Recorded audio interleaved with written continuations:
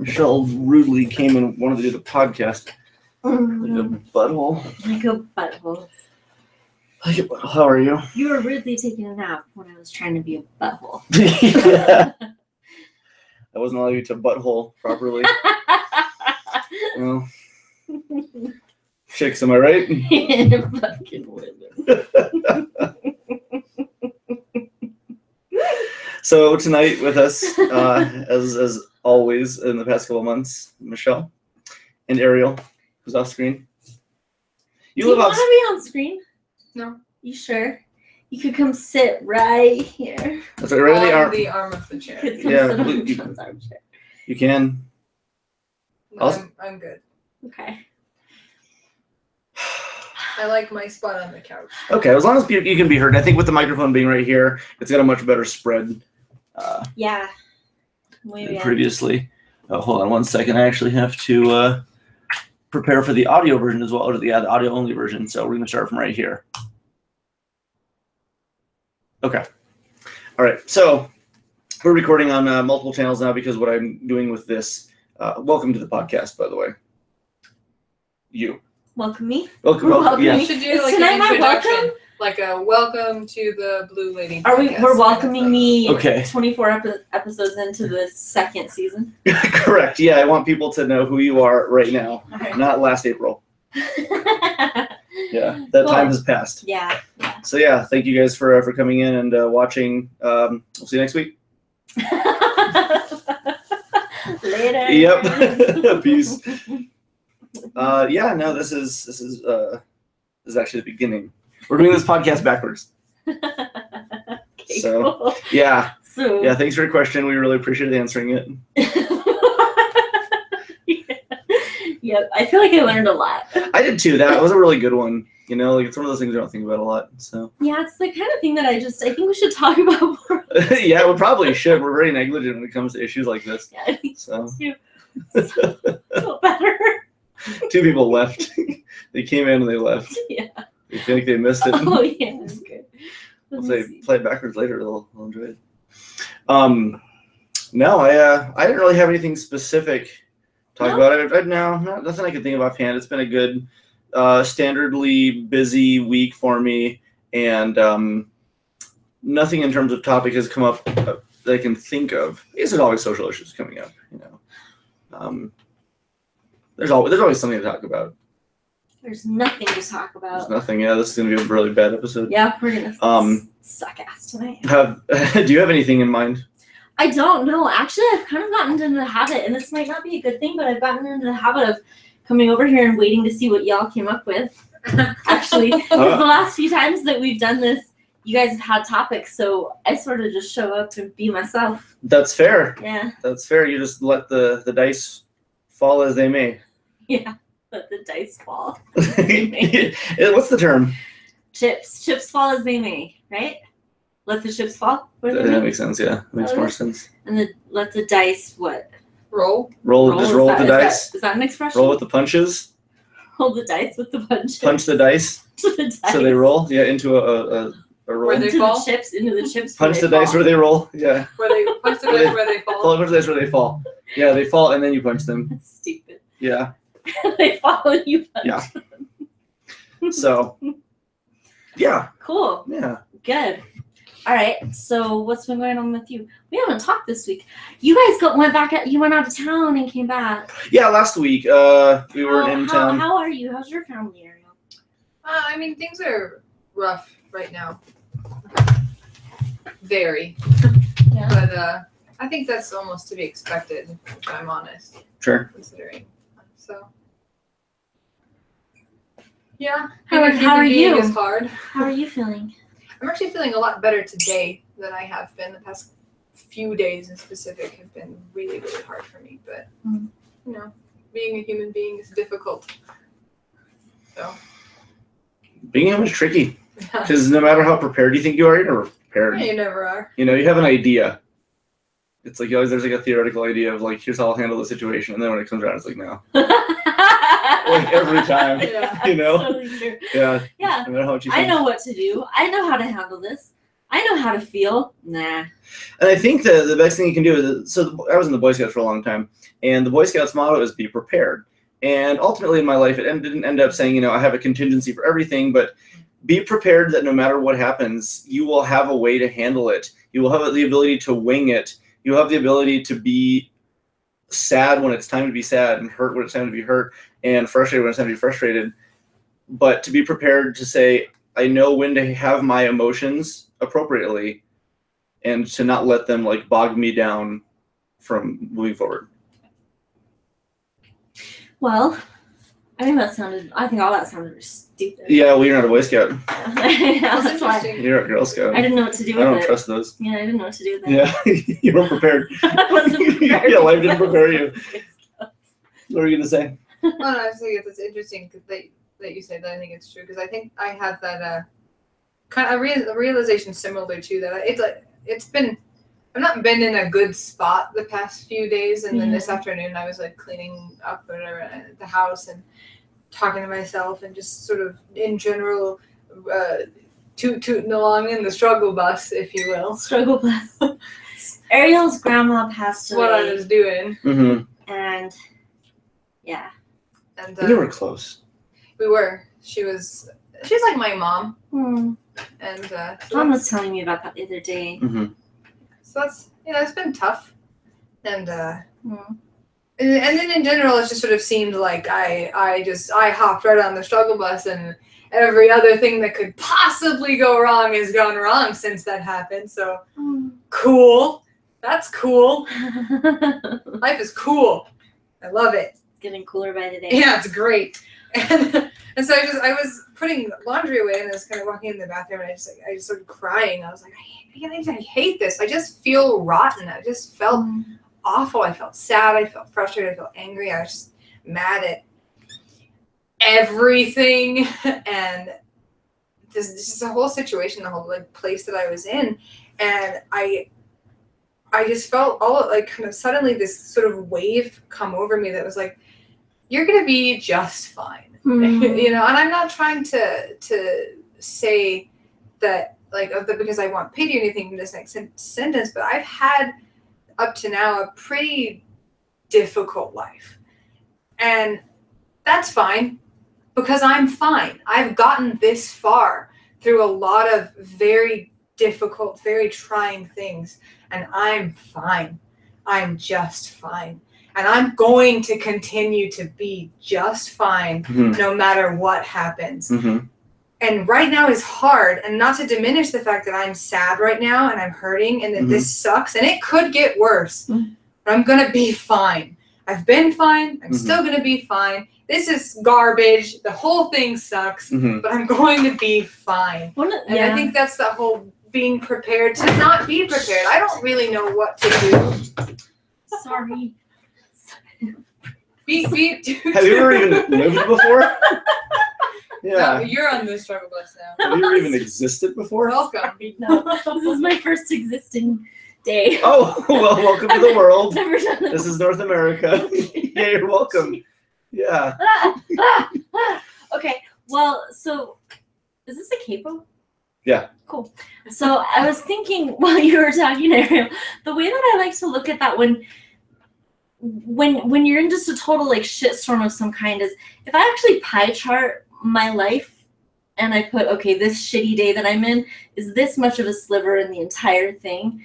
Like sometimes it helps me to put it in sort of a metaphorical visual in my mind, because it's really easy, since this is the only moment we have, this is the only moment of our life. I mean, we can talk about the future, we can talk about the past, but those are conceptual, they're theoretical things. They're actually things that just sort of exist in our mind. This is the only moment that we have, period. This is the one that we're always in. So it helps me when I'm so completely like buying into this being the whole story of my life. It helps me to think of it in terms of like a bigger scale than that. Because I think part of the human experience, which I'm just learning about today, since I was just brought since you were just born, today, yeah. I was just born. Yeah, welcome. Yeah, thank Once you. again. I'm really excited. Yeah, that's why we're welcoming. This is Albuquerque. This way is north. Okay. That's it. Oh, God. That's all you got. Well, for right now, I mean, that's for me to know. you got to for start human off life. like slow. I don't So want to I need to overwhelm know you. north. Baby steps. Well, yeah, north is a pretty pivotal part in anything you're ever going to learn about our physical world. Okay. Yeah. All right. Cool. Thank you. Sure. I feel ready. Oh, good. Yeah. I'm prepared now. I'm ready now. You're doing pretty good. You speak very good English. I do. Yeah. Yeah. For a 1-day-old. Thank you. Yeah, I'm pretty good so far. I even have like a humor that makes sense in a little bit of a way. You do, in fact, a sense of humor. A sense of humor. Yeah. Wow. Yeah, you're gonna hear that expression a lot. It's really great. John thinks he's really funny. Oh yeah. Yeah, John is really funny, but nobody knows it. Yeah, it's my hidden secret. That's like my the one thing I've yet to reveal to the world. Is that my mom? Yep. Hi, Mom. Ariel's mom. She says, and sometimes you just need to say shit. That's a grandma-ism. Yes, actually, it's great. Oh, really? Yes. My grandmother told me that years back. Oh. Yeah, you should regale us. Sometimes you. Oh yeah, tell us about your grandmother. It was this story. I took my grandma up to McDonald's to go get ice cream because she liked ice cream more than John, if you can imagine. Whoa. Really? That. Yeah, which Hold is on. quite a lot more than most human beings. She Quite clean. loves. Whoa. He's very well planned. But she liked ice cream a lot. And so I took her up to McDonald's to get ice cream, and I was driving her back home, and she was just telling me about things. She was a very interesting and sarcastic and ridiculous and insane kind of person, very just unique. And I was walking her up to her door to take her inside, and she looked at me right as she gets to the door, and she's like, Ariel, I have a piece of advice for you. Okay. And she goes, sometimes you just have to say shit. And she goes inside and she closes the door in front of my face, kind of like sarcastically. She's like, click. And I was like, oh. I was like, is that Gabby? And I opened the door. I was like, what are you talking about? And she's laughing. She's kidding around. That's awesome. She's very Good sense of humor. She yeah. was She was hilarious. nuts. Yeah. She's wonderful. Hi, Byron. Byron's here. Hello. I'm playing with a Frankenstein on my finger. Frankenstein's monster. Where's everybody tonight? Compared to what? This is your first day. You're right. Where are they normally? I'm asking stupid questions. Yeah, this is don't even know. Pepperoni sticks are an underrated snack. We could talk about underrated snacks. We'll talk about literally anything. Sticks? Pepperoni sticks, just like pepperoni before you cut it. Or is it kind of like those thin ones that are sort of like Slim Jims but not so greasy? Yeah, you can cut those into little tiny pepperonis. Yeah, I Underrated. suppose you could. They're underrated. Underrated. What were they rated? 6 out of 10. 6 out of 10? Oh, they're 8 out of 10. Okay, Yeah. gotcha. They're not perfect, but they're very good. Not perfect, but they're good. They're very good. Yeah. Yeah. It's hard, and I mean, I never had a chance really to. I had one living grandparent. By the time that I was born, really, it was my grandpa on my mom's side, and I was close with him growing up. I spent a lot less time with him down the road as I was, off in college and had to, get my job and like doing all these things, and didn't get to go to Michigan nearly as often. So by the time he had passed, it was in 2000. I wasn't as close, which made me really sad.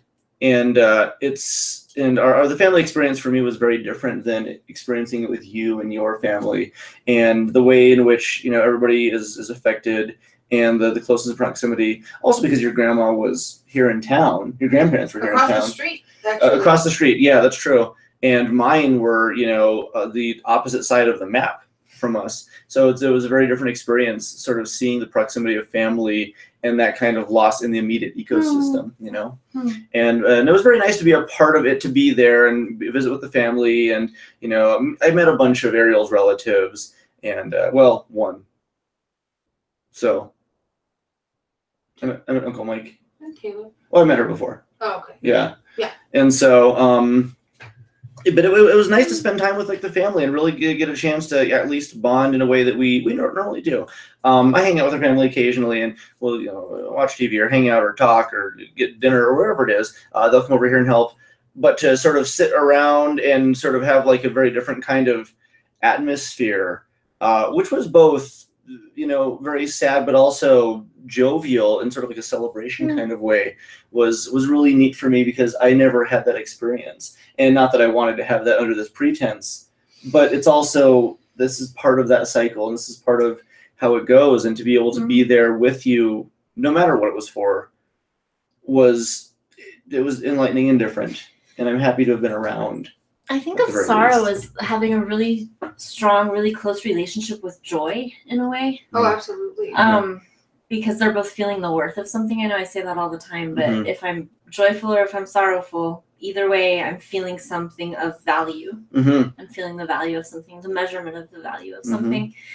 Whether it's this direction or that direction, I'm knowing it's meaningful. And it's a very inverse kind of thing, because when you have lost something, how much it hurts can be very proportional to how much it meant. Yeah. And so it's a celebration, Yeah, in I a just feel sense. like Well, it's grief, revealing. the most painful part of our grief, or really what grief is in the most part, is just love. And it's love that no longer has place. It's it's displaced love. It's having dreams about my grandma and realizing I can't hug her or see her anymore. It's love that has nowhere to go. Sure. And so you kind of have it, and it sits with you, and you hurt because you can't give it to where it should be, and you're not sure what to do with it, and it kind of swallows you in this hurricane of living crap. I don't know. I'm not being eloquent at this moment in time, because I don't know how, because I'm very much in the epicenter of that at this very moment. Like, I'm feeling that very deeply. Like it's I know that's what grief is. It's just love without an outlet. That doesn't have a destination that can be reached anymore. Byron says, I was lucky enough to get to know both sets of my great-grandparents. My great-grandma on my mom's side, my great-grandpa on my mom's side was 97 when he passed, and he taught me how to cut down trees and garden. At 97 years old, that man swung an axe harder than I could now, probably. And then, in quotes, you can't know happiness without first knowing sadness. Someone probably. And not just probably is actually right here in front of us. So if it was nobody, now it's you. Hey. See? Hey. Go. Pioneering. That's how that works. Other people's quotes, yeah. Teach me things tonight. Okay, so Abraham Lincoln was the 500th president of the Constitution. Cool. Yeah, it was really neat. He had 2 heads, and he lived for 100 years. History being rewritten right there. Well, the thing is, you can't prove otherwise. You can prove this timeline's history. You can prove manipulated history. You know? Never letting you watch Doctor Who again. That's all I'm saying. So, first thing I do when I go back in time is I'm going to augment Abe.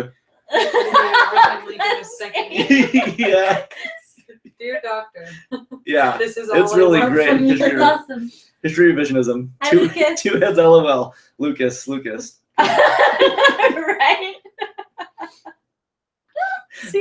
Yeah. He has 2 heads. He did? He was the 500th president of the Constitution. Right. He was 100 when he died. He was 100, yeah. Well, each head was 50 years old.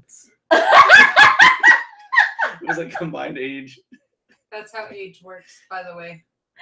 Oh, shit. Prove to me that it doesn't. Yeah. All right. I hate you. You know, I hear that quote from you second most to you saying I love you. As it falls in line right below that. It's a love-hate relationship. I absolutely loved watching your relationship unfold. I really have. I've always liked Sean, but I like him a lot more now that you're...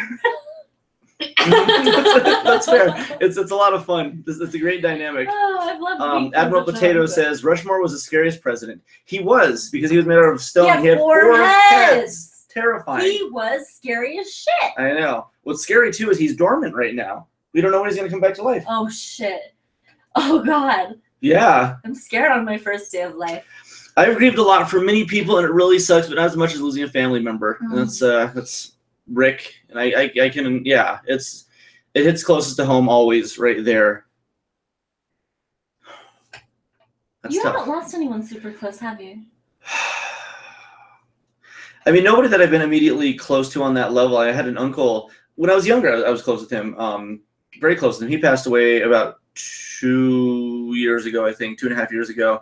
But even at this point, last time I really saw him and hung out with him was early 2000s, maybe. So I am very fortunate at this point that it has not happened recently, and it's scary to think that the closer you go without it happening, it will. It's inevitably going to. It's a shitty thing to say. It's a terrifying thing.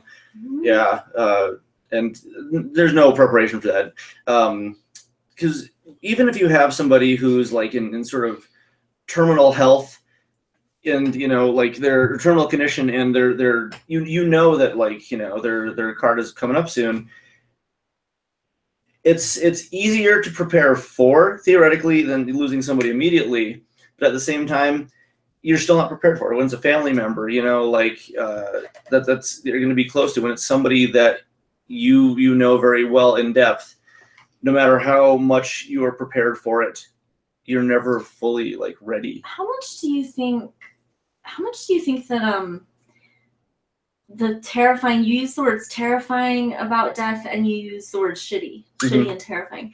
How much do you think that's actually related to just our belief system about death and the way that we treat it in kind of a taboo way? Well, I guess it's scary because I don't know if death itself is scary. I'm not scared to die. I'm not scared of death myself. I'm not scared of any element of that. But my parents are guides to me, and they will be till the moment that they're gone or the moment I'm gone.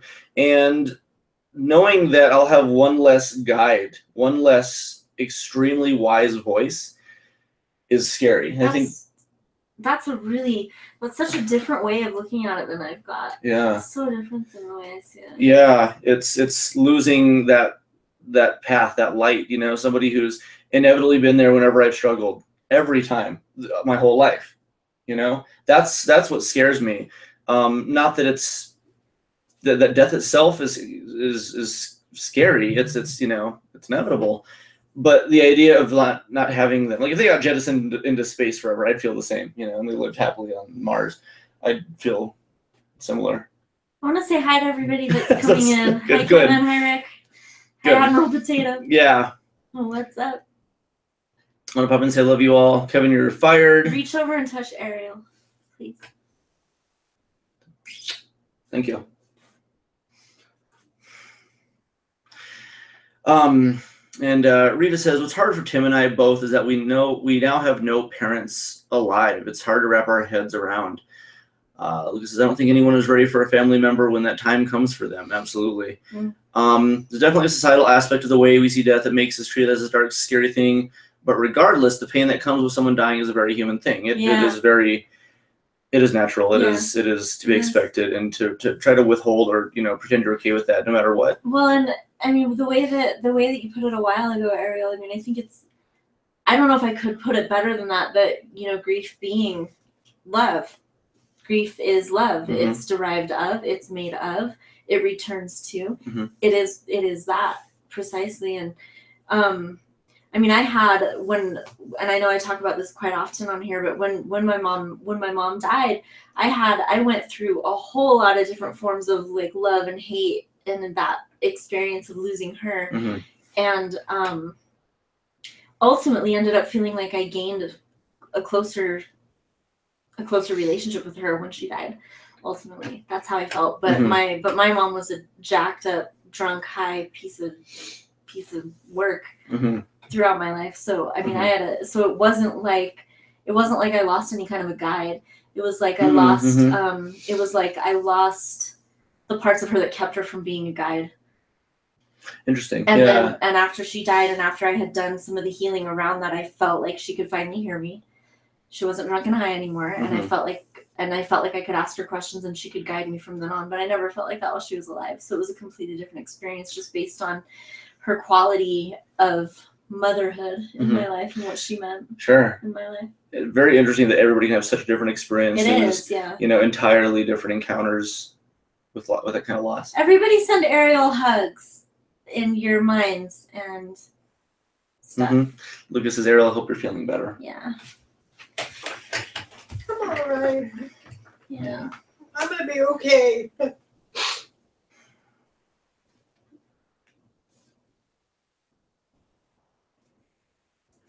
Hmm. I'm just proud of you being here with us tonight and talking about it. Yeah. It's hard. And Well, I was talking to my mom the other night about kind of what you mentioned, the whole guide thing. She was pretty upset.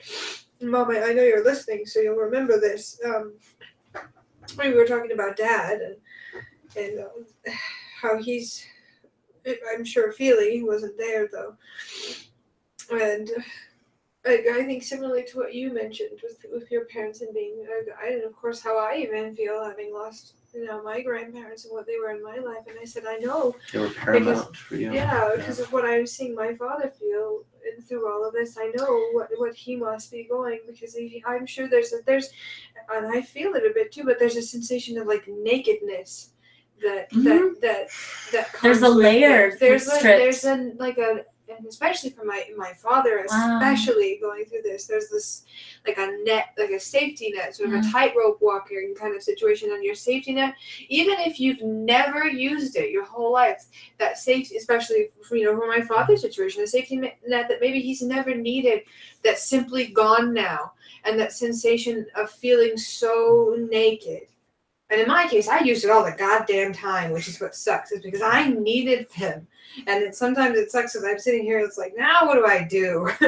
Which, for me, I got to figure that out. But like, I really feel for my father, because I can still understand what that feeling of sort of bare and alone and all the way up there. And suddenly now realizing it's all on you. Yeah. Like what that feeling so stripped. Yeah. And sort of it's like an exposed nerve all of a sudden. That layer of insulation that we all have in our parents or in our caregivers or the generation before us. Yeah. And once, ashes, they all fall down. We're the next ones in line. Yeah. Just like in any, combat army.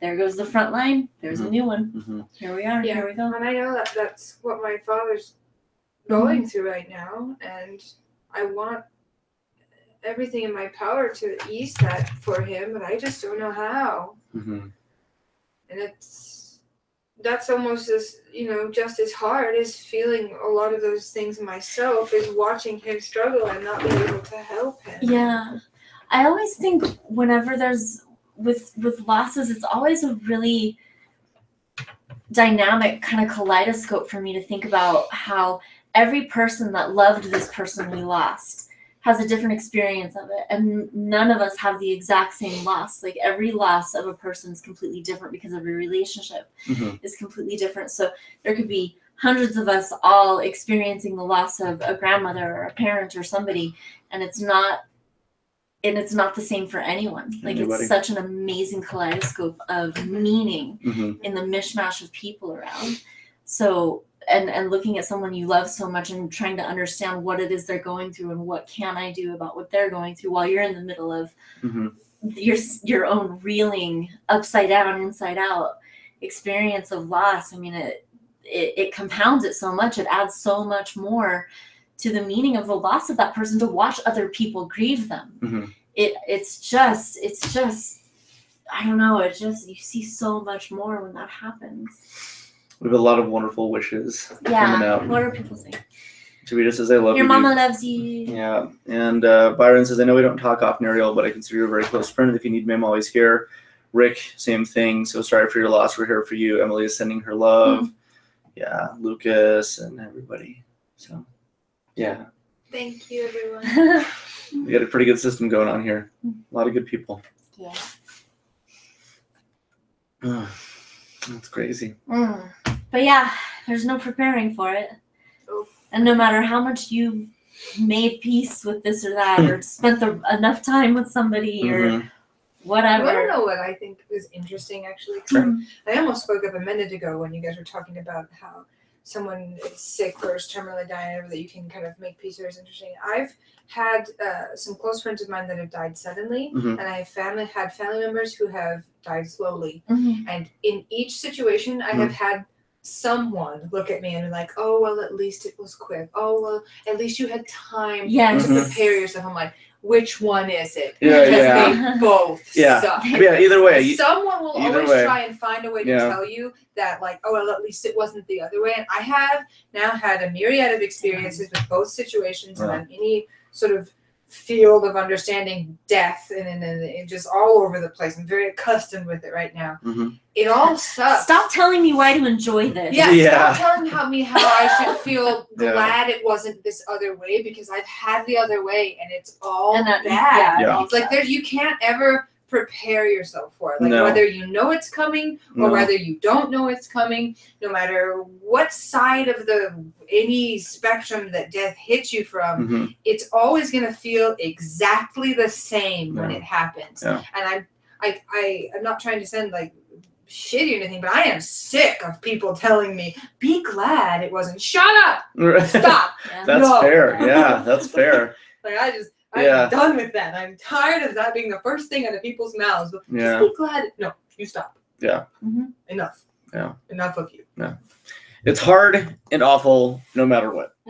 That is the bottom line. And I'm not looking for a silver lining of whatever. It's death. It's Yeah. just death. Okay. Yeah. I mean, it's what it is. People are uncomfortable watching each other in pain. I get that. Hmm. I get that. And then they're like, let me ease myself. That's why people say that, is to ease Mhm. their own thing. I just think that there are other ways to comfort someone, Fuck to yeah, try there are and, other ways. to try and tell them it This could is be why you should be. Yeah, to throw some Be sort of weird grateful. comparison is always kind of like the Be worst. grateful. It's like, Yeah. they're still dead. Yeah, a comparison shot is never the best place to go Yeah. ever. In fact, it's never a good place to go at all. I think that there are some situations Yeah. maybe where it's better than others, but like when someone is grieving death, Hmm. that's not a good place to go. I think in a lot of grief in general. I don't know. It's really hard to Or try to. sickness. to That's denounce- another one. When Yeah. when someone is sick, or when Yeah. someone you love is sick, or when something's Yeah. going on Yeah. over there, and I think don't even go That. there. Yeah. Basically, sort of denouncing somebody else's own experience. Yeah. You know. Mhm. And Rick says, I agree, Michelle. The loss of my dad was completely different from the loss of my son. And Rita says, this may sound weird, but I swear my cat Yeti seems to know Tim is going through hurt right now because he has become Tim's cat. He's at home. He was in his lap, which he has never, ever done. Oh, Animals are beyond intuitive. They know so much. Yeah, I mean, every single time in the past couple weeks, especially when there's been sadness and difficulty and, sort of like somber moment, the cats will like congregate. Yeah. You know? They know. They're wonderful very little intuitive. creatures. They'll just Yeah. lick the tears off my face, and they're all there. Just- Lucas said in the past year he had 2 friends pass away, one right in front of wow. him. Hmm. Wow. Yeah. It's the closest thing that I had was watching Juanita's brother a couple of years ago. Yeah. That was very hard for me, but it was also very interesting because there was a disconnect. I wasn't very close to him, but watching how it happened and, seeing it sort of unfold the way it did, I think that was the first time I had watched somebody pass away in front of me, and it's unreal, really. And it terrifies me to think of, how's it going to end for people that I know, inevitably. Yes. Inevitably. And it's a terrible thought to have. And so I don't actually really ever sit down and focus on it because that does me no good. That would simply not be prudent to my best interest. But inevitably, Mhm. Yeah, we're guaranteed. it's not going to happen. It's Yeah. a promised thing that's going to happen to each and every one of us. Yeah. We're all headed. Animals sense it. Every sadness, happiness, or sickness, your animal will know. It's Byron. Rick says, I still have my mom, but when I lost my grandma, I thought my life was over. And going through with my husband in 2011 when he died, I thought that was what the fuck, but then he came back to me. That was my, let's see, I think this is Emily? Yeah, it's Emily. Okay. Yeah, and it's to be continued here in a second because it's the limitations from the chat. Yeah, I mean, Rick got close. Yeah. Really close. Mhm. Came back. Yeah. I thought the F, but when he came back to me, that was my grandma sending him back to me. So I'm Am I not supposed to cuss on this? Am I supposed to say F? Okay. Oh, sorry, I cuss.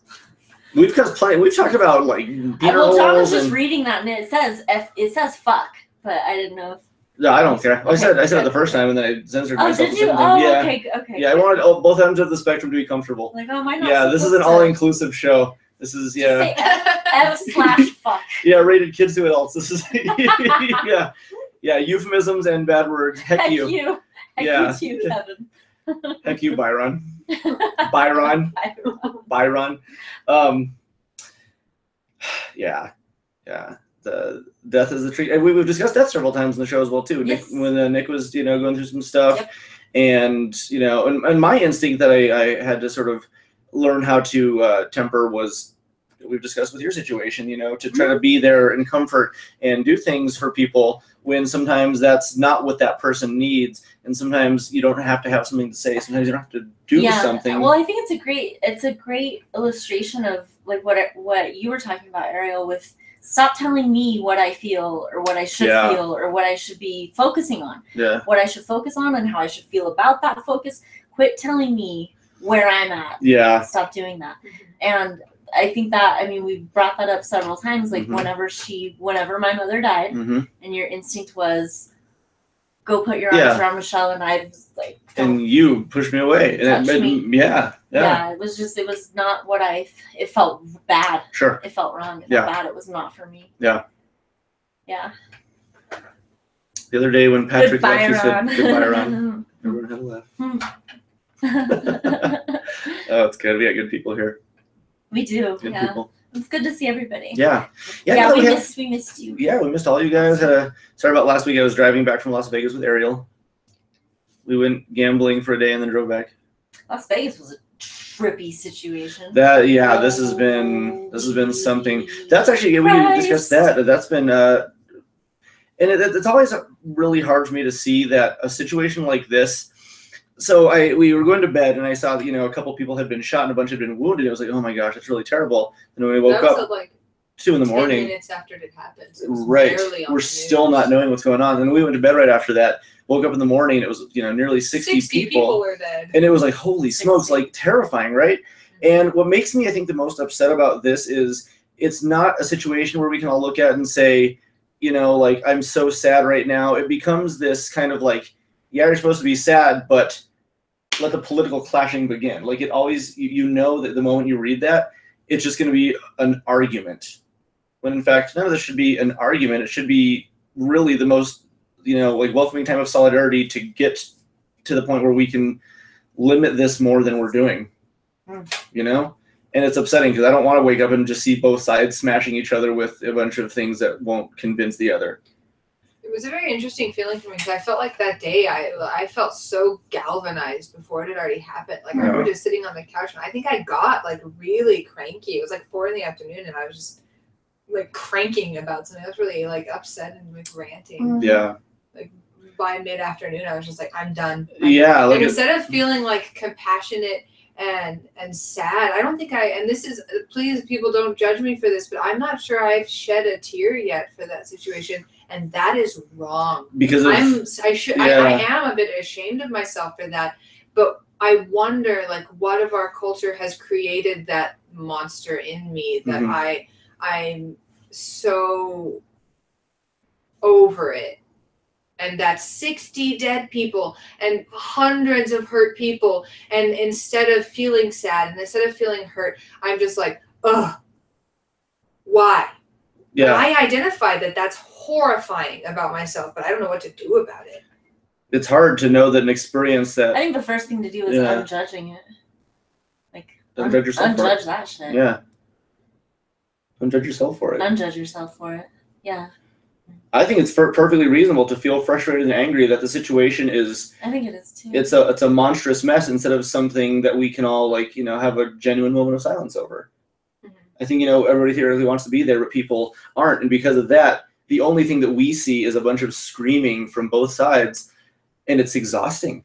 Yeah. No, you're good. I went onto my Facebook the next day and saw people that were just, saying, and I said some of this to you already, John, like that were making these accusations and these horrible things, like how can you just go on with your day? How can you do this? How to this? This is you being privileged. This is you. And I was like, what do you want me to do? I don't live in Las Vegas. I don't have the capacity to do literally anything other than continue my life. It's not that I don't want to be sad. It's not that I don't want to be hurt, but life has to go on. And of course we have to do.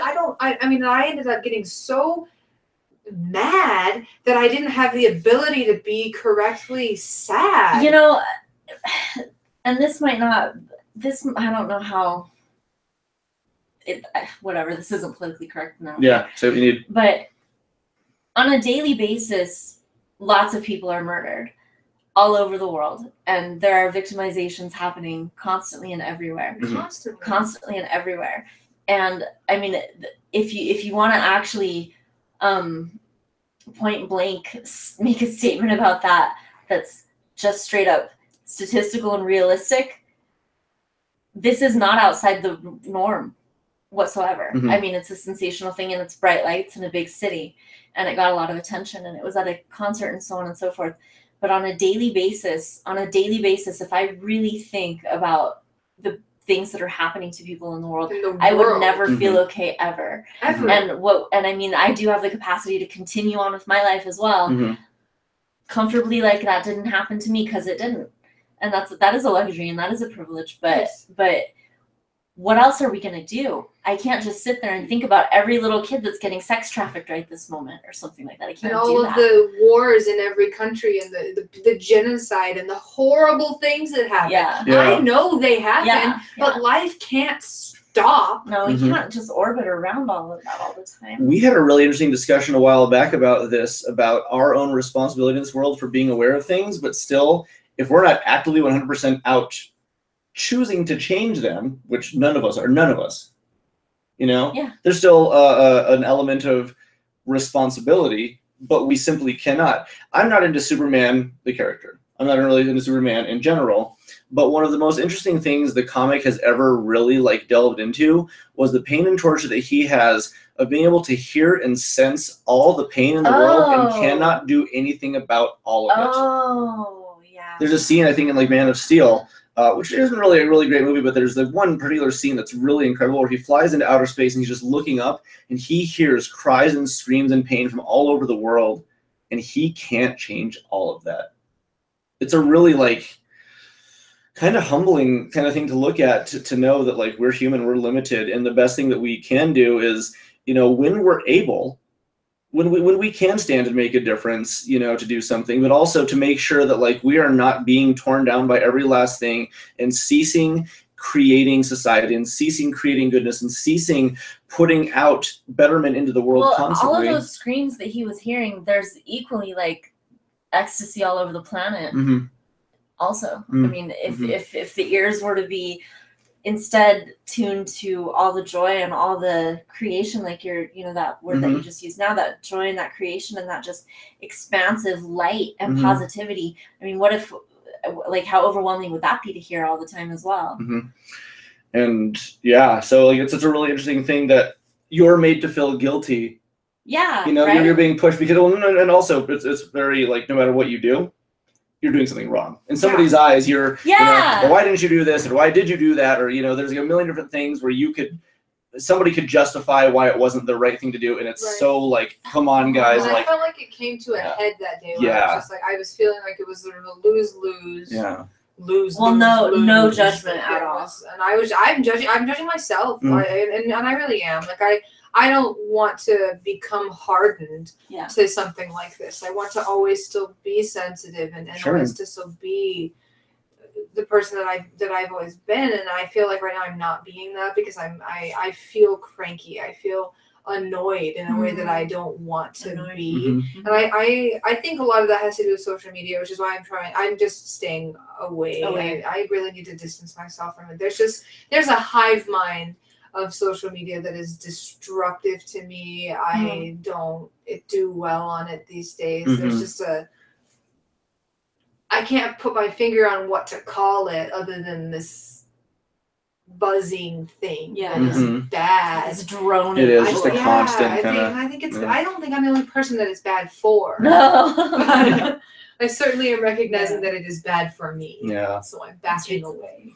Yeah, absolutely. So Byron says I gotta head out for the night. Love you all. Bye, Byron. We And love you. again, if you need someone to talk to, Ariel, I'm always here. Thank you. Yeah. And pertaining to our first discussion on Vegas, my Rita says my first thought was, is my nephew okay because he's a cop in Las Vegas? Thank God he was off that day.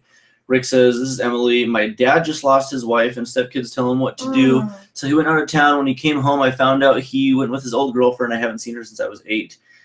So people dealing with grief in whatever way they do, people dealing with difficulty and wherever that may be. And see, Rita follows up. But it has touched my family because I had my other nephew and a fellow worker and a friend killed that day. Had a fellow worker and friend killed that day. Wow. Rick says, because of all I've been through, I had no feelings about. Wait, what? Your other nephew? Are you talking about Jeremiah? Ariel wants to know who this is about. Who died? Text me. Okay, and Rick says, because of all I've been through, I had no feelings about Vegas either. Mhm. Lucas says, you can't change something that is out of your control. And Rick says, exactly, Michelle, my son was murdered in 2007. No news coverage on him. And it's yeah. It's a constant stream of things, and there's no simple, easy blanket answer. You know, I think we'd all like to think that there's simply just one thing you can do to make it all better on either side. And there's a lot of changes that need to happen in a lot of different places, and it is a very arduous process. I think the most meaningful thing that any of us can do about anything that we're hearing about, seeing, reading, losing, gaining is just being really conscious about the meaning we're attaching to it, and is this the meaning and the significance that I want to attach to it? Where's your daddy? There's my dad. My dad's calling. There he is right there. Hi, Dad. Hi, Dad. Yeah, look at him. It looks like he's over at Gardenia's. It's cool. It's light over there still. Wow, the sun is out over there? Yeah, Veronica, yeah, right down the street, yeah. It's not Gardenia's anymore now, it's Sadie's. Gardenia's used to be there.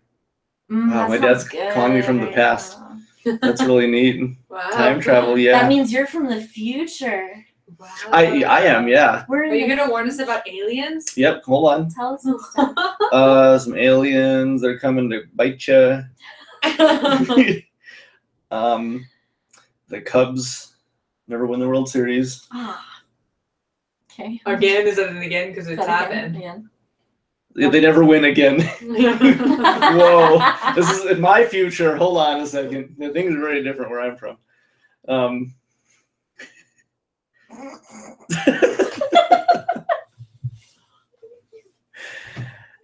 of the most important things I think you can do in a time of grief is remember.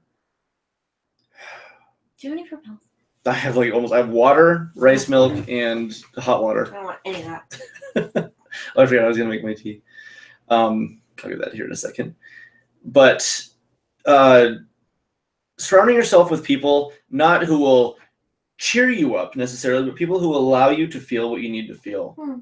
You know, because sometimes you need people who will simply let it be hard and let it be sad and let you, just run through the gauntlet of emotions you need, when it's difficult.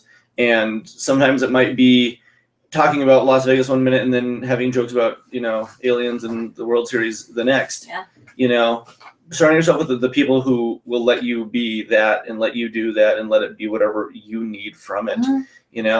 Don't and can communicate when it's too tough, because the moment that you told me when I learned about the way I approached you when it came to your mom, this is not a your mom joke. Your mom. I learned a lot about myself because you told me. You weren't afraid to tell me. You weren't afraid to teach me that was not something that you wanted, because it was something that I understood.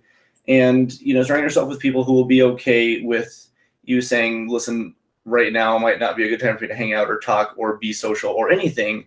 And for them to simply not even think about questioning it, but to say, it's fine. People who will allow it without question, without hesitation. Right. Well, I remember I went into your store, and I don't remember who it was. One of your employees or your friend said something like, said your mama joke. It was Dan. I actually just told this Ariel the other day. Yeah. Dan, he said some your mama joke to me, and John got all like, like, whoa, Dan. Her mom just died. Yeah. Or whatever. Yeah. Yeah. And your response to me was like totally like, and it was very fascinating take. She's freaking dead. That's what you told me. You know, I was taken aback by that because I was like, yeah, I guess. Yeah, it was within days, wasn't it? Yeah, it was like within like the week for sure. Pretty recent. And I remember hearing that and thinking, and the perspective that it gave me wasn't, to just disrespect the dead because whatever, but it was very much kind of like, refocused my own understanding. It felt to me like when you came to hug me and when you were like trying to protect me from something, it felt to me like, don't fucking kid glove me. Yeah. Let me let you know where I'm at with it. Sure. Let me let you know what I need or what I feel Your about approach. it. Don't try to decide what I need right now. I decide what I need right now. That was my experience. Mm-hmm. And I don't know, I mean, maybe if you hadn't said anything that day, I would have been like, my mom died. Don't make your mama jokes. But I mean, you did distract me to have to think about like, don't decide how I feel. Like that's, you know what I mean? Like, I don't know what. But I immediately attended to something else. It was a very interesting kind of concept. Mm-hmm. Your handling of that was very different from me, and it opened up my eyes on a different perspective of it. And I don't know how I will react when those things come to pass, but simply to understand that your understanding was just different than mine and that it was completely okay was really enlightening. Well, and my understanding and my experience was very, like I said, colored by my experience with her while she was alive. Sure. I mean, when somebody who's really a different approach in my life, a different closeness, somebody I rely on, somebody I trust, somebody that has treated me, quite a bit better. It's not the same. It's not going to be the same thing when when my dad goes, for example, or something like that. It's going to be different. Sure. It'll be different. It won't be the same as what that was like. Mm-hmm. That's not just my approach to death. That was my approach to my loss of her, not to death, but to her. My approach to the loss of her. Yeah. Well, and it's always losing each specific person is going to be different. Completely different. Yeah. Completely different. They're all different creatures. Mm-hmm. Absolutely. Yeah. Lucas says, haha. Haha, Lucas, ha ha.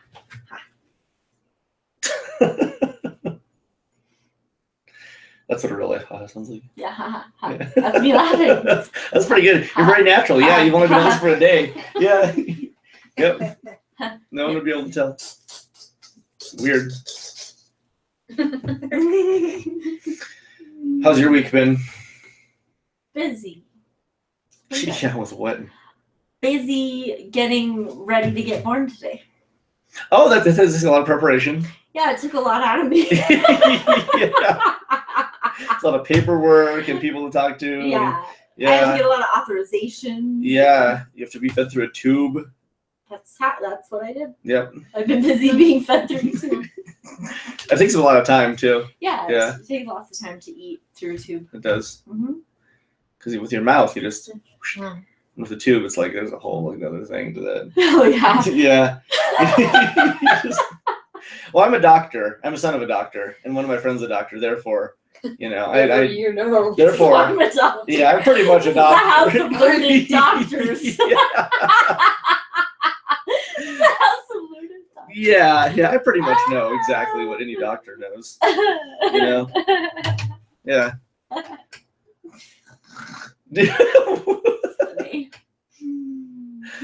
Oh man. What?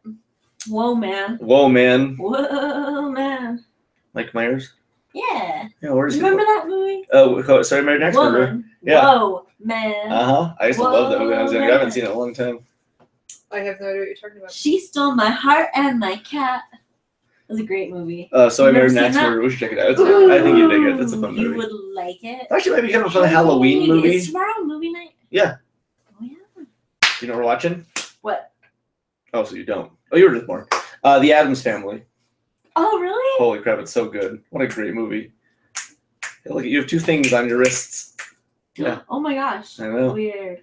The dude whose hand that they used for the movie was like 6'8" billion, because that hand is absolutely massive.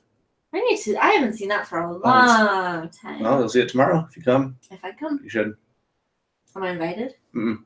You should crash the viewing. I'm inviting you.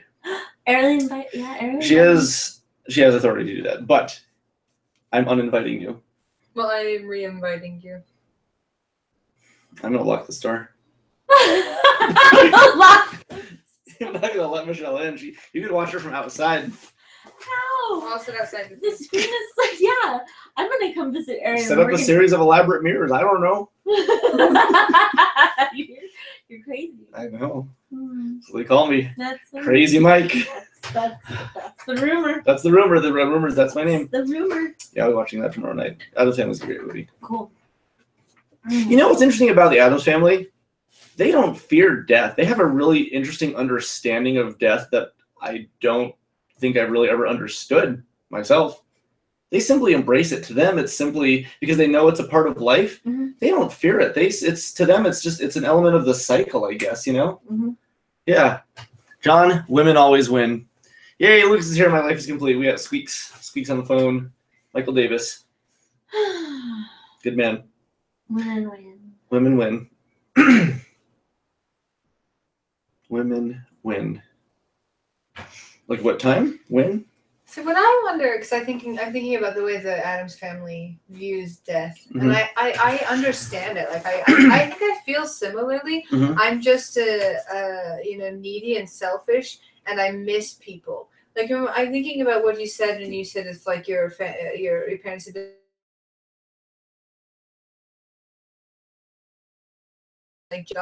like it's not necessarily that they're dead, but just that I don't get to see them anymore. Mhm. And it's not so much a matter of like the morbidity of dying, Mhm. but just that they're gone from me. Yeah. They could be on Pluto. And, Truly, they're inaccessible. Yeah, they're inaccessible. Mhm. And it's not about the idea of dying that has me in any way bothered. It's this inaccessibility, and I think that's why like in certain other situations Mhm. I've dealt with death a lot more gracefully than I'm dealing with the loss of my grandparents, if I'm honest. Sure. Like I'm not dealing with losing them very gracefully. I'm doing the best I can, but it's a lot harder for me because I feel still very needy. I feel like I really need them, and I'm not sure what to do with them not being accessible to me Mhm. anymore. Mhm. And it's not a matter of like the not understanding the cycle of death or being in any way afraid of it, or it's morbid, or it's spooky, whatever. Like Mhm. it's none of that. I'm perfectly, Mhm. completely at peace with that. It's just I want them back, and I'm 4 years old on the inside, and I'm selfish. Damn it! And that's very okay. It's Yeah. pretty much completely that, and I'm willing to accept that, and I can live with myself. Yeah. That's where I'm at right It's now. my temper tantrum. Yeah, it's my that's permanent, fair. possibly. That's- permanent temper tantrum. I think that's Yeah. fair. I think that's very Hmm. reasonable. I don't think it's permanent. I'm sure I'll come to Yeah, I terms think with things- it to some degree. Yeah, things will be better. But as long as they need to not be better, they will be. And that's okay. There's no time limit or like, well, you should be over it by now. Hearing things like that makes my skin crawl. Oh, that bugs the shit Some out of people me. Yeah. have said that to me actually about my grief cycle Mhm. with even my grandfather having died, because he died in 2014. And sometimes I still just get really sad about it. Sometimes I'll just cry in Mhm. the middle of the afternoon on a Tuesday because I just miss him. And some people are like, yeah, wasn't that a couple years ago? And I'm like, you can go yourself. Yeah, does that mean is he suddenly back or like Yeah, why? is he alive now? Yeah. Do you know where he is? Because I don't. Yeah. You got okay. Yeah. Like I can't stand that. Like Yeah. I'm suddenly supposed to just be all right. I'm supposed to just have gotten over it because time has passed. Oh, Right. I feel better most of the time. Yeah. But it's still just gonna happen sometimes. I'm just suddenly gonna, out of blue, out of nowhere, suddenly it's just gonna. Mhm. I'm just gonna remember that he's gone, and it's gonna be like, oh Yes. yeah, Mhm. that sucks. Yeah, it comes and goes. Grief has a life of its own. It does what it does. Mhm. It's And- like love. And it could be for the rest Like of our love that own. way. Yeah, Means, you know. Like love it's that like love. Mhm. It's exactly what it is. Yeah. And I can't stand it when people will do that. It's been years. I'm just like, okay. What does that mean? Yeah. Yeah. How is that relevant Wasn't that anyway? a couple years ago? Yep. Yeah. Yeah. Sure. As if that has bearing. Like it's made, and then interestingly, Mm-hmm. like it's sometimes it's like I've become less like not important, but like less. I guess it wouldn't matter now since Gammy just died, but like when talking about grief to someone or someone who's struggling, it's like if I try and mention something, not now obviously, but maybe a couple months ago, like if I were to say, oh, this is how I felt about my grandfather, sometimes I feel like somebody would be like, yeah, but wasn't that a couple of years ago? Like it made me less of a reliable source. Oh yeah. Does that make any sense? Yeah. And it's like, all right, Yeah. did I not go through it? Like, am I not still like, what does that? I don't, it was something that sometimes I would notice. That's an interesting way to happening. put that. Like you don't know what this means anymore. That was 2 years ago. It's like, that's actually really interesting. and that was concept. like, I'm keeping my pan in the twist really quick. Yeah. Yeah. Like, being able to adapt to a life without is one thing, but to say that like the grief should be lessened, we found ways to cope with it. But Or that doesn't that mean it's like somehow I'd forgotten what had happened. right. Yeah. Exactly. Yeah. As Like if your it wasn't experience real. with this person is like diminishing in itself. Right. Which that doesn't happen. Right. It's still there, and Right. sometimes we just tap into it more heartily than others.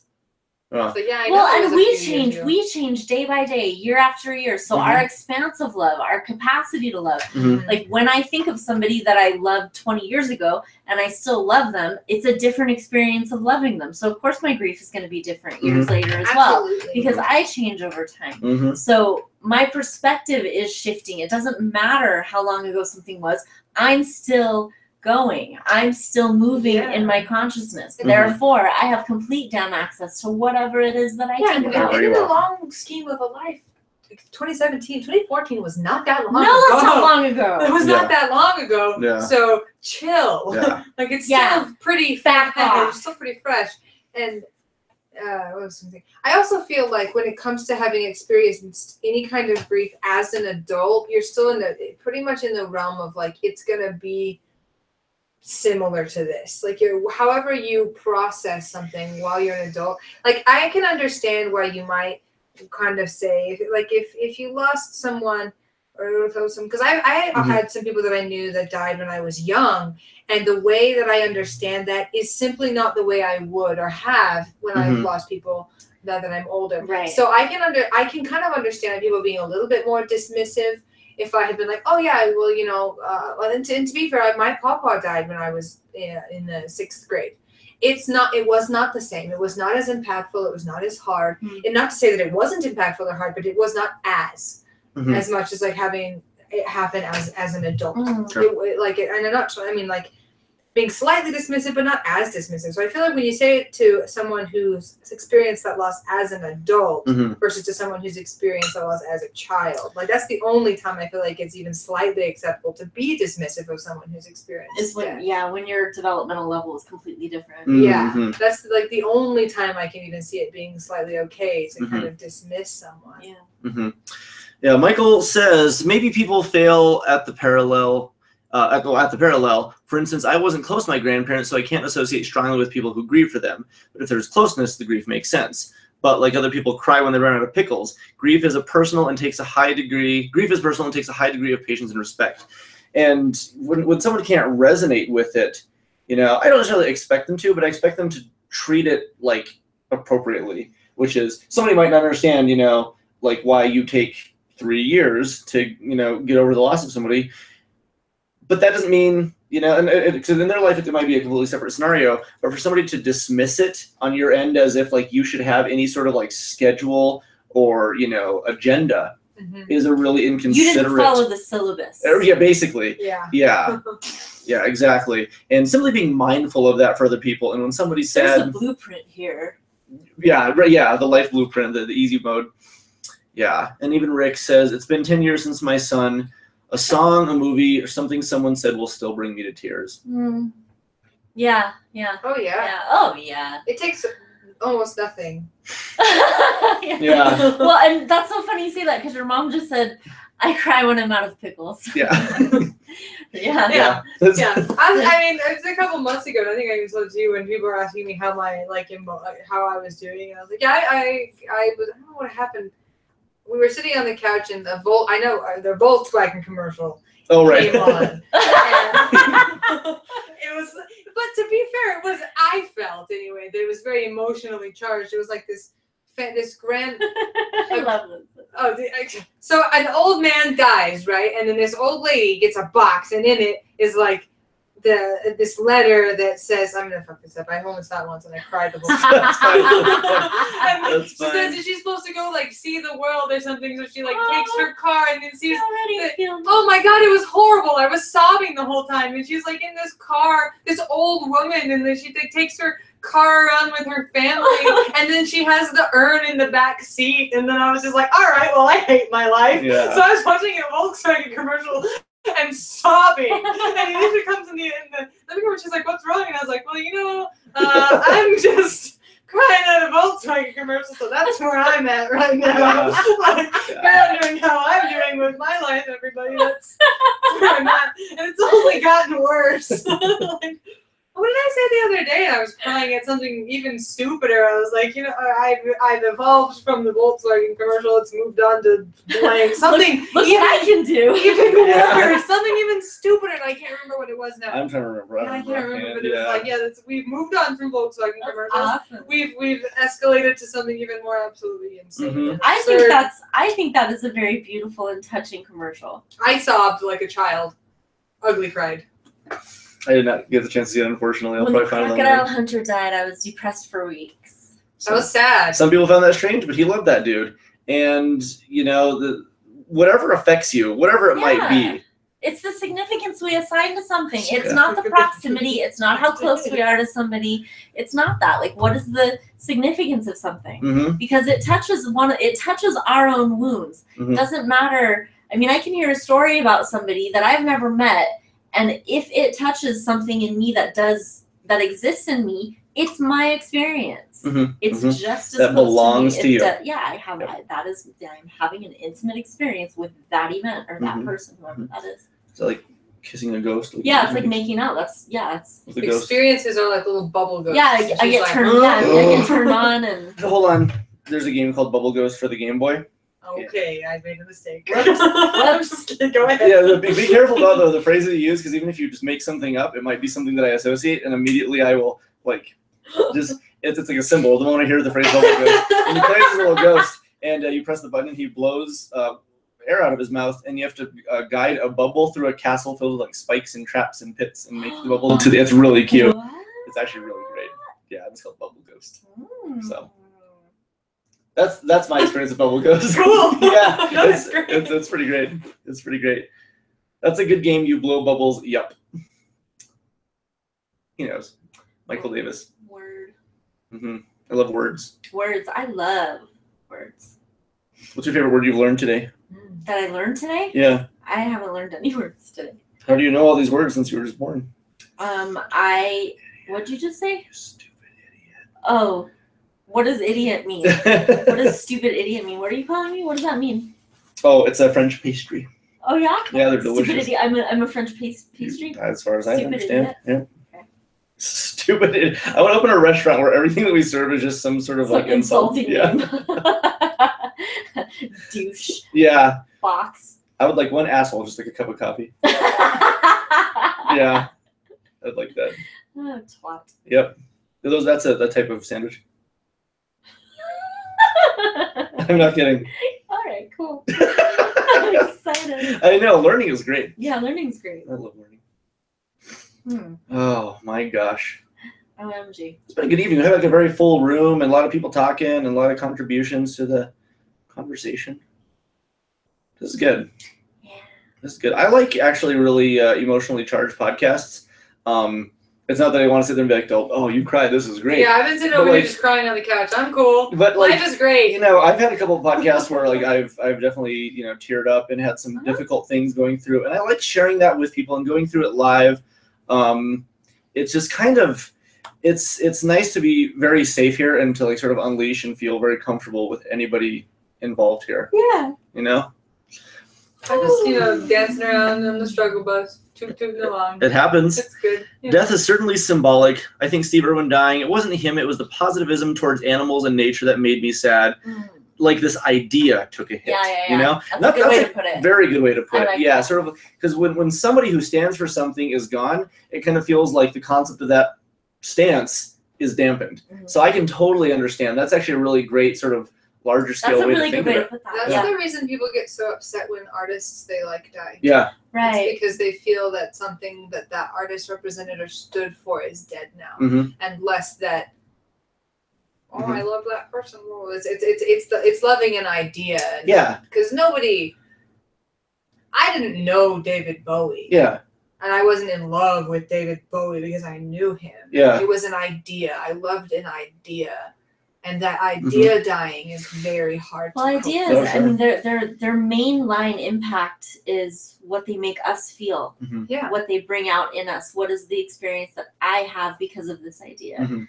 So yeah, I mean, it is things are really a personal hit. Absolutely. Well, I mean, when you had Kurt Cobain die, and then years later Lane Staley died, and then more recently, Chris Cornell dying, it really Cornell. feels like grunge music is truly like closing the era. Yeah. Like it's the conceptually like the front runners of that are. But think about all of the things that all of the Mhm. types of music that grunge gave birth to. Right, Right. exactly. It's Mhm. not like it's really. So it didn't actually, but it definitely Yeah. feels kind of like, with those gone, it's sort of like that specific era has drawn to a close, but it's birthed millions of more ideas and concepts that people have taken into new levels. Yeah. John, Let's see, John, you have got the whole family hooked on that word game. word game. It's really good. You gotta play sometime. What? It's a game called Use Your Words, and you play with your cell phone, and basically Play with yourself. you play with yourself. Own. Own self, and people. Tom Petty, rest in peace. Yeah. Tom Petty. And that was kind of like a weird turbulent announcement as well too. So it was kind of like, man. like is Right? he? It was kind of like That's gotta be hard for his family. handled The very timing poorly. was yes. Yeah. Yes. So that was an unfortunate situation. Yeah. This word game I'll show you sometime. It's a fun little game. Cool. But yeah. Bueno. Bueno chili. Bueno chili. Hatch chili. Mhm. What's better? Hatch chili or bueno chili? What's better? Yeah. Hatch. Yeah. Hatch. Yeah. I don't know. I was born today. Why are you asking? Well, me? that's what I want to make sure. I was like, even though you're born today, I want to make sure I'm guiding you down the right path. Oh, okay. Thanks. Yeah, you're welcome. Teach me something else real quick. Okay. Cumulus clouds, nimbus clouds, cirronimbus, stratus. There's a whole bunch of types. We'll get into that later. Clouds are a whole other podcast. Okay. Yeah, I don't want to. That's very involved. Very involved. It's very meaningful. Yeah, it's just really like it's representative of my entire 7th grade science learning, which is to say that in the 7th grade, I learned approximately 5 things in science class because that's all I paid attention for. It's true though. It's true. 7th grade, I was never good about that. Hatch, no doubt. If anybody said bueno, I would feel that it was a joke. Maybe somebody's taste buds are truly to that because I will admit, I like paste salsa. And I had a friend who yelled at me for it. She goes, "Why would you like paste when there's all those other salsas out there?" And I said, "Because paste has a distinct flavor, and that's the flavor that sometimes I crave." Kind of like the reason I like Taco Bell is because it's not to say that there aren't better tacos or menus out there, but because it has a distinct flavor that when I crave it, I crave that particular flavor. Mhm. It's like the whole pregnancy thing when people are like, why would you want ice cream pickles or whatever crap? Sometimes if that's what you want, that's what offers the solution, So in other words, John is pregnant. Correct. I've been pregnant for quite some time. Who's Yep. the dad? It's- Are there? Oh no, wait. Are there? Dodectuplets. What? It's 12 of them. Yeah. And they are big. Yeah, half of them are in 3rd grade already. Oh my god.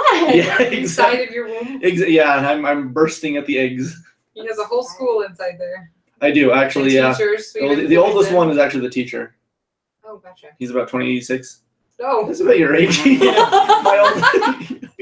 My oldest boy. Yeah. He's doing it for himself. My oldest boy. Wow. Yeah. How old were you when you became pregnant? I mean, I obviously know the answer, but. Yeah, 10. Well, I was do you want to know what happened? This is really strange. And it's kind of I gross. don't want to know. Yeah, it doesn't matter. So yeah, well, I was down at Cochise Lake, and there was a little like pond off to the side, and I spread my butt cheeks and I dipped my body into the pond. Why? And You then have so many problems. yeah, 12 of them. 12. I can't. Jeez, man. I will not. No, I'm not. Oh Lord, you and Ariel are so a couple. I watched her eat salsa, just salsa. You eat less tomatoey salsa though, if you can. Yeah, I'll scoop the salsa out of the jar though. But yeah, I will. I don't really like paste. I don't because I think paste tastes More like tomatoey. like ketchup, and ketchup is the devil's mistake. It's not even his best creation. It's his mistake. That's how bad it is. Wow. Like, if the God devil's fumbled- like off. If God fumbled, it would be like, oh, that sucks. But if the devil fumbles, it's like, that's the worst case We're scenario. making sheets of ketchup, right? I saw that on the internet, and that is Oh, they're like, yeah, I've seen that. that is the devil. They're like little taking cheese diarrhea squares. Shit. I think that's crazy. Yeah, little cheese squares, and you just pop that right into your hamburger. I would need like 30 of them, but Yeah, it is nasty. Ugh. I was 12 and Rick had his oldest daughter, is Emily. There you go. You were 12 when you met me, Yeah, that is correct. or 11. And so my oldest son had been around for about 2 years before, right when we had met. Mhm. Yeah, it sucks because like since men don't generally have babies almost ever, the gestation period is actually like 30 years. So this guy is ready to like come out in this next 3 or 4. What John's actually talking about is poop. My oldest poop. He teaches the other poops. Microbes in the GI tract can inform the body to eat particular foods. Says, wow, really? Okay. That's interesting. Wait, what? I was watching a video today that exclaimed how the microbes in your GE tract can inform your body to eat particular foods so as to aid the reproduction of the particular sort of microbe, as opposed to others that would benefit a different sort of microbe bacteria. Science. That's interesting. So you're telling me that my body is what likes pickles, not my taste buds. It's my gastrointestinal tract. My body likes it. Mine just has like a big sign that says ketchup only. Yeah. I'm sleepy. Hi, Sleepy. I'm John. I hate Hi, you. John. You answered yourself. I repeated her. Hi, did her- sleepy. I'm John. Hi. Hi. I'll send you some hatch chili, Ariel. We have a freezer full. Excellent. We should have just a chili day. Yeah, let's make. I want you Chili to. stew. I want us to start on Rick's life story project, with or without your friend, because been waiting to hear from him. But it's That's not right. Yeah. necessarily No, busy. he's very busy. He's directing a movie right now, and I don't know when that's going to be done. Rick, I'm gonna call you, and we're gonna meet up in the That's next probably a week. good idea. 'Cause we just need to get rolling with or Yeah. without this guy. Yeah, I gotta see if I can find somebody else. This guy's really good, but I want to find somebody who's number 1 available, and number 2 also of a high caliber. Yeah. Can you look into that? Will you? Yes, remind me to. That's the Okay. big thing is, especially with the store, I'm very absent-minded when it comes to this, and if I Ariel want to get reminds me, started. yeah, that makes sense. We've That been, makes sense. we've been on hold with it, but I think that actually might need to just find somebody. Yeah, I think that makes sense. I think that's fair. So, Rick, I'm gonna call you this week, and we're gonna meet up within a week. John today saw a video that made a peanut butter and pickle sandwich. You know, I like pickles, but that sounds gross. Yes, you don't That does just get sound peanut butter like that. You Your can mom- try it. She sent me a video of a Reese's burrito, which is a tortilla unwrapped, and then marshmallow cream put on one side, and then like hazelnut spread, and like a bunch of like Reese's like types of candy all crunched up in them, and then folded into a burrito. And it looked amazing. That sounds really good. It looked really good. That sounds so good. Oh my god! Oh my god! Someday we're gonna do a podcast where I talk like I'm from Montana. Is that what people from Montana talk like? Yeah. I don't. So if you're from Montana, I'm really sorry. I don't think so. What's wrong with you? Lots of things are wrong. with I have it. video proof of that. Of what? People from Montana talking like that. I'll show it to you after the podcast. Okay? Alright, cool. Okay. Kurt Scott. Thank you guys so much for watching. Thank you for being part of the We love you. conversation, It's contributing good to be and back. listening, and yeah, all of you here. Appreciate all of you. Every Yes. last one. God bless us, everyone. Guess who said that? That was Michelle. God bless us, everyone. Tiny. Yeah, Tim. Tiny Tim Michelle, right? Yeah, You can call you can Michelle, call my Tiny dad Tim Morgan. Cool. All right. We love you. Okay, love you guys so much. Thank you. And we'll see you next time on, what's this called? Blue Lady. It is. Is that what it's called? Really? That's what you call it. I do call it that. Okay. Yes. Okay. There you go. All right. Good night, guys. Good night.